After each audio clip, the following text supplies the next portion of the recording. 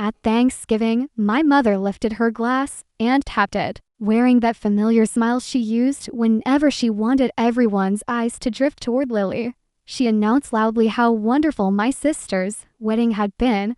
Then she added, "So, Kat, when will it be your turn?" A few people chuckled. My father kept slicing the turkey with exaggerated focus, like it was the most pressing task in the world. Lily said nothing, simply observing me with the overly careful expression she mastered years ago. I gently placed my fork on my plate. I already had my wedding. I said, "You were all sent invitations."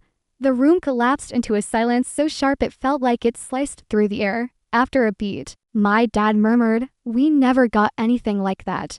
So I reached into my purse, and that's when every secret they'd been burying began to surface. Growing up, I learned early that my family worshipped symmetry-perfect images, flawless milestones, polished stories crafted for other people's admiration.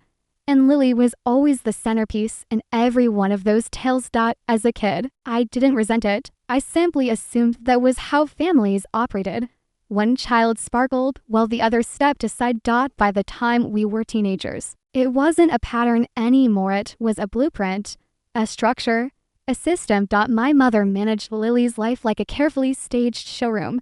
Dance lessons, cheer tryouts, an entire hallway lined with framed accolades.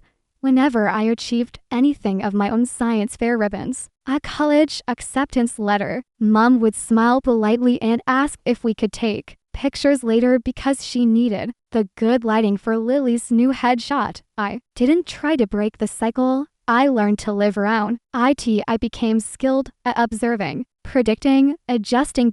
And eventually, I became an expert at surviving. Quietly. Seattle changed that. Moving 3 hours away for work wasn't an act of rebellion, it was oxygen. I created a life of my own, a small apartment with tall windows. Piles of research notes scattered everywhere.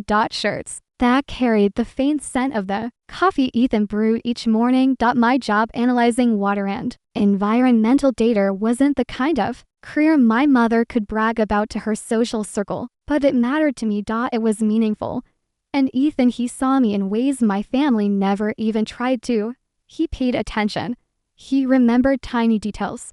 He listened. His parents noticed me, not because I performed for them, but because they genuinely cared. The first time Helen hugged me, she didn't release me suddenly like my mother always did, as if checking off an obligation. She held on, warm, steady, intentional. She asked about my work and remembered what I told her. Robert did the same. They weren't flawless people, but they were present, and that was something I never had. So when Ethan proposed on a foggy June morning by the water, I said yes without a second thought. We didn't want an extravagant spectacle. We picked a small coastal chapel, invited people who truly knew us, kept everything simple and honest. The only thing I wished for quietly, but stubbornly, was that my parents and Lily would come, that maybe they would choose me for once. I designed the invitations myself, had them printed early, and mailed them with signature required, knowing my family's tendency to lose anything that didn't benefit them. I triple-checked the addresses. I refreshed the tracking numbers like a ritual. When everything showed as delivered, I finally let myself relax. Then came the silence. No calls. No texts. Not even a congrats in the family group chat. Weeks went by. The wedding came and went. Still nothing. I invented a dozen explanations to shield myself from the truth. Maybe the mail got mixed up. Maybe they were planning a surprise. Maybe they were waiting for a better moment. But underneath those excuses, a colder possibility settled in. Someone didn't want those invitations to be seen, and I didn't realize just how right I was until Thanksgiving. The silence after the wedding didn't just linger, it spread. At first, I waited. People get busy, I told myself. They'll eventually reach out. They'll ask why they never got an invitation. But days stretched into weeks, and the quiet morphed into something heavier, something intentional. I tried contacting them. A call to my mother went straight to voicemail.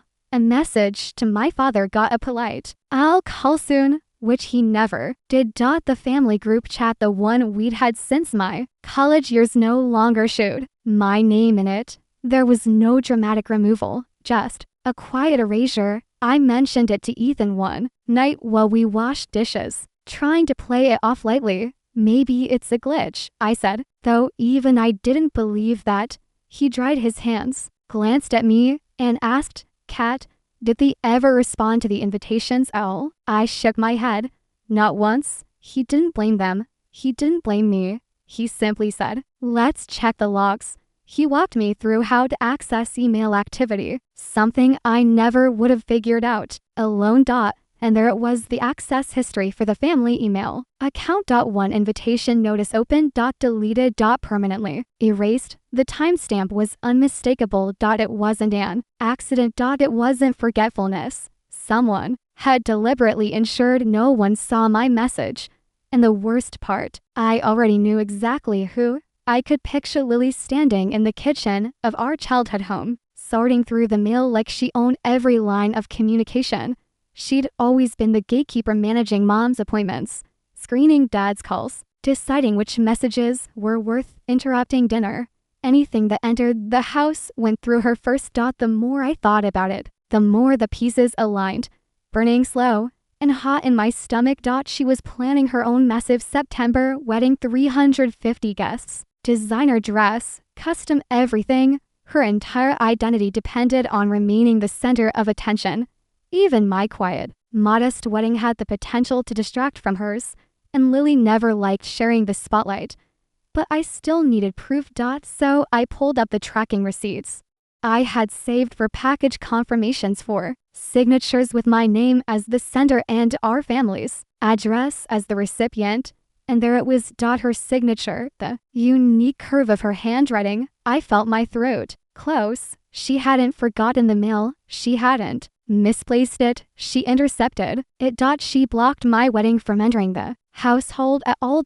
Ethan rested his hand on my arm. "Kat, what do you want to do?" I didn't know the answer. Anger would have been easy. Rage would have been expected. But what I felt ran deeper. A familiar wound splitting open again. What do you do when the people you love choose not to see you? Thanksgiving was approaching. I almost skipped it. I almost let them continue pretending I didn't exist.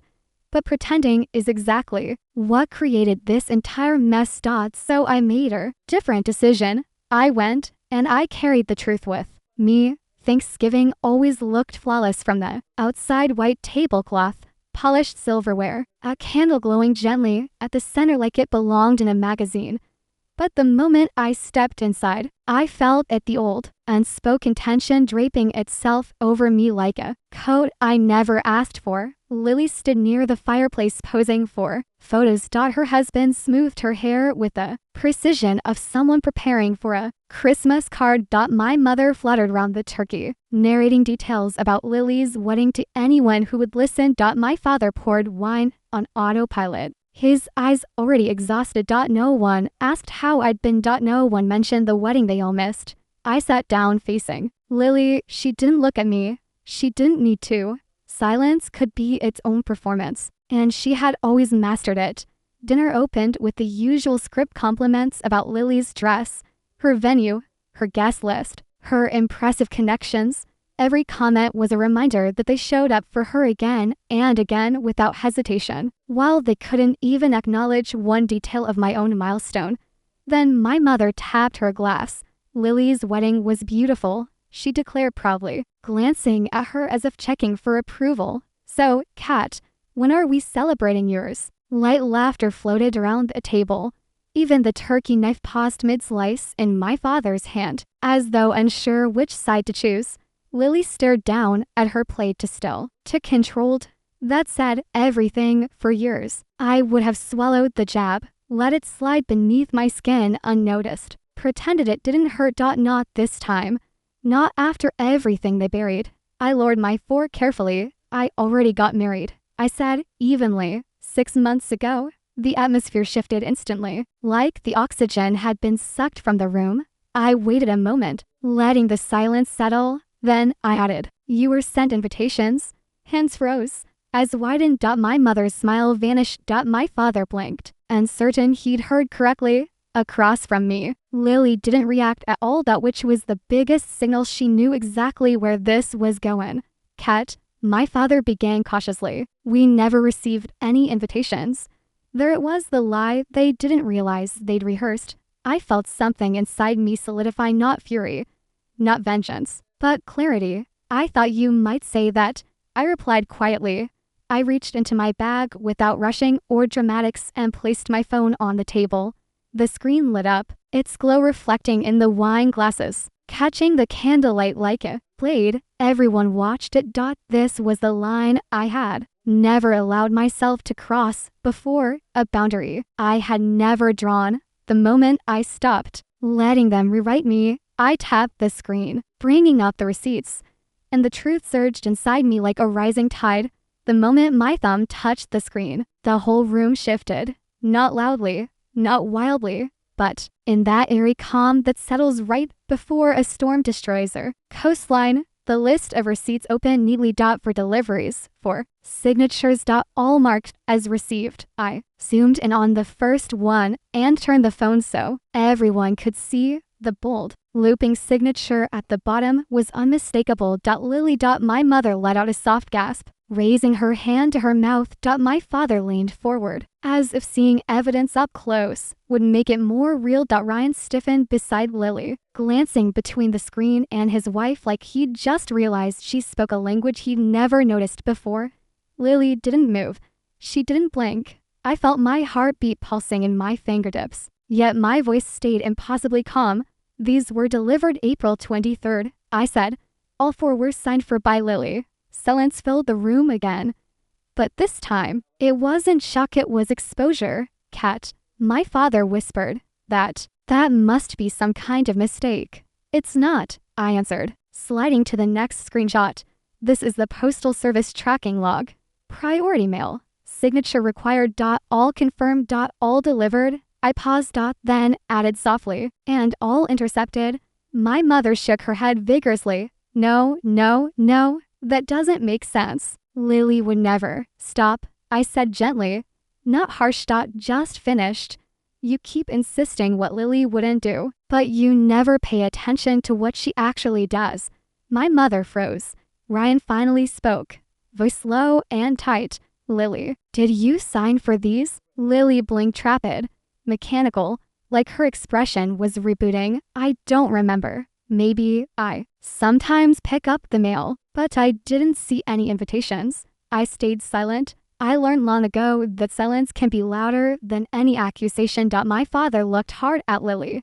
You didn't notice for packages addressed to your sister, right when you knew she was engaged? It's not my responsibility to monitor everybody's mail. Lily snapped, the first crack in her composure, sharp enough to cut. Wrong move. My mother reached out, wanting to protect her, but I raised a hand. No, I said softly, let her talk. She's had a lot to say for years.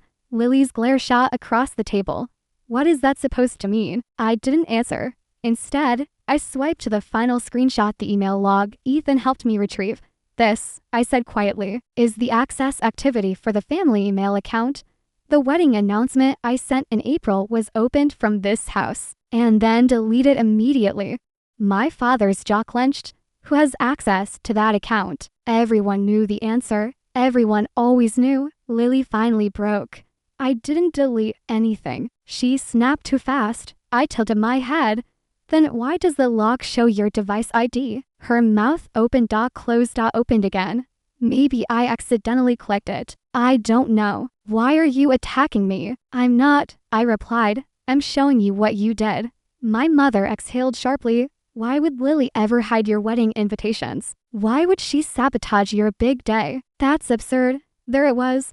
The line she'd polished my entire life, the automatic defense she used for every wound Lily ever caused. Why? I echoed. Because my wedding was in June. And hers was in September. I turned to Lily, because you didn't want anyone talking about mine before they talked about yours. Lily recalled like the truth had physically struck her. That's insane. She hissed.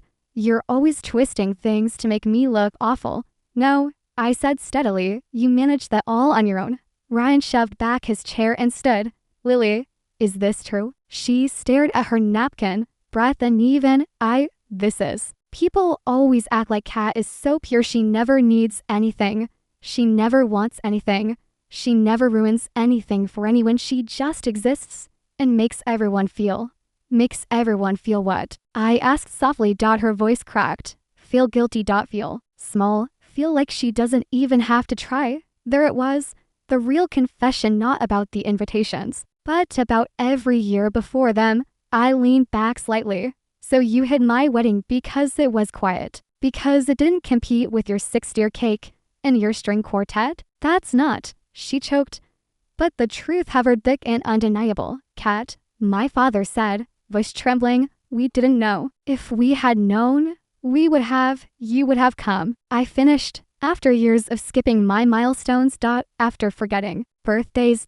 After caring to Lily first every single time. He closed his eyes. My mother's expression twisted. You can't blame us for everything. We did our best. No, I said. You did your best for Lily. For me, you did the bare minimum and call it fairness. Lily sank back into her chair, shoulders collapsing, unable to defend herself anymore.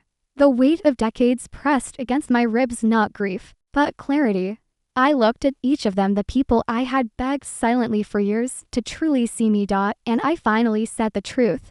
I didn't lose my family tonight. I said, I finally stopped pretending I ever had one. My mother gasped. Kat, don't say that. Why not? I asked. Because it threatens the perfect little story you built. The one where Lily is flawless. That is neutral. You're the mediator. And I'm the complication. No one said you were the problem. Dad whispered. You didn't have to, I said. You showed it. Over and over. Ryan slowly sat down again, like he was watching his marriage rearrange itself into something he didn't recognize.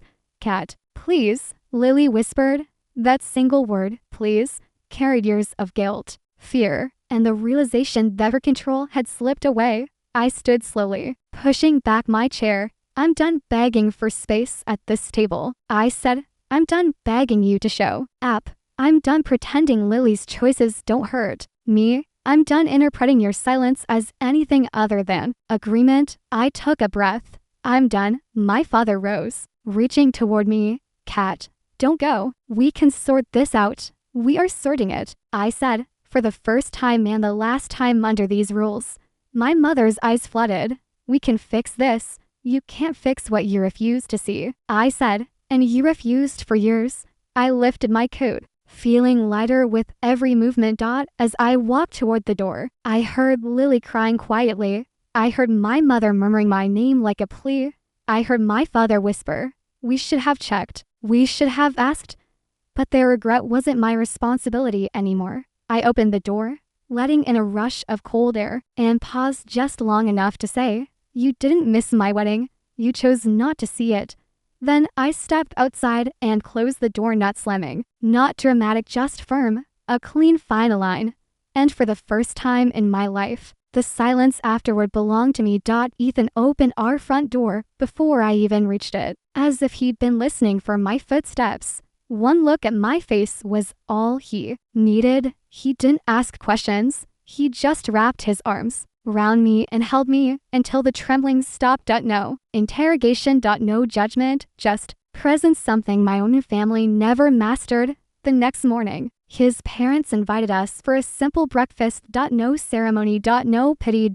Just warm food, honest conversation, and the kind of attention that doesn't have to be earned. Helen squeezed my hand. Your family here, she said. Not because you married my son, because you matter. A week later, Lily sent a long email, gentle, apologetic, full of therapy language, admissions I never expected. I read it. I didn't respond. My dad began calling every few days, small steps, cautious steps. I let him try. Then he found one of my wedding invitations buried in a storage box in the garage, proof of everything I already knew. He mailed it to me quietly, without commentary. It was the closest thing to a sincere apology he had ever given. My mother never reached out. And for the first time, her silence didn't feel like a wound. It felt like an answer. I used to believe family was something you protected no matter the cost. But standing in my home now, Ethan cooking dinner, laughter from friends who choose me every day, I finally understood. Family isn't defined by blood. It's defined by who shows up. Who listens, who stays. And sometimes the bravest thing you can do is walk away from the people who never learned how to hold you. If any of this feels familiar, tell me where you're watching from and share your story below. And don't forget to subscribe for the next.